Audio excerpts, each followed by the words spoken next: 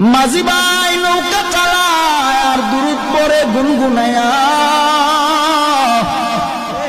ওই নদীর মাঝে একটা মাছ মনোযোগ সহকারে ওই মাঝি ভাইয়ের দুরূদের আওয়াজ শুনতেছে।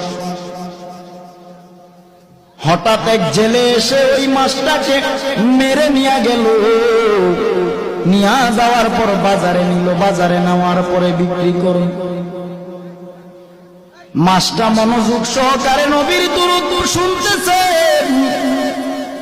আর ওই দিক দিয়া জেলে ভাই মাছটাকে ধরে নিয়ে গেলেন বাজারে বিক্রি করে। হঠাৎ করে আবু বকর বাজারের দিকে গেলেন, বাজারে যাইয়া মাছটা ক্রয় করলেন। নবীজিকে রাহমাতুল লিল আলামিনকে দাওয়াত করেছে আবু বকরের বাড়িতে নবী খেতে আসবে। সুবহানাল্লাহ। আবু বকরের বাড়িতে নবী খেতে আসবেন। মাছটা কিনে বাড়ি নিয়ে বিবির কাছে বললেন, বিবি তুমি মাছটা সুন্দর করে রান্না করে তৈরি করে নাও, রাহমাতুল লিল আলামিন আজকে আমার বাড়িতে খেতে আসবে। বিবি মাছটাকে কেটে রান্না করার জন্য কড়াইয়ের মধ্যে যখন রাখলেন, পাতিলার মধ্যে যখন রাখলেন, চুলায় আগুন জ্বালায়। এরে বাবা, চুলার আগুন বারবার নিভে যায়। আবু বকর চিন্তা করে দেখলেন মাছটাকে রান্না করার জন্য রেডি করে আগুন নিভে যায়, চুলায় আগুন জ্বলেন।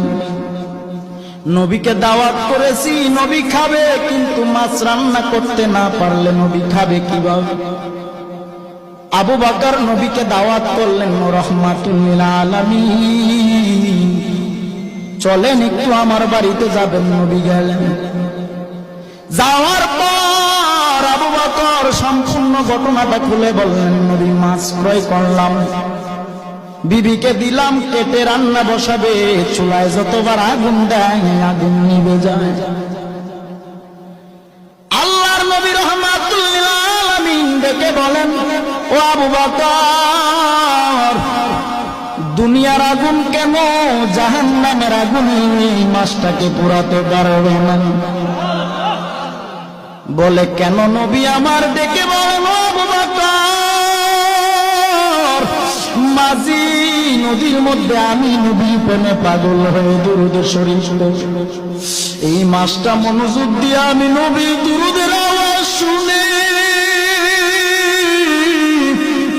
আমি নবীর বড় পাগল।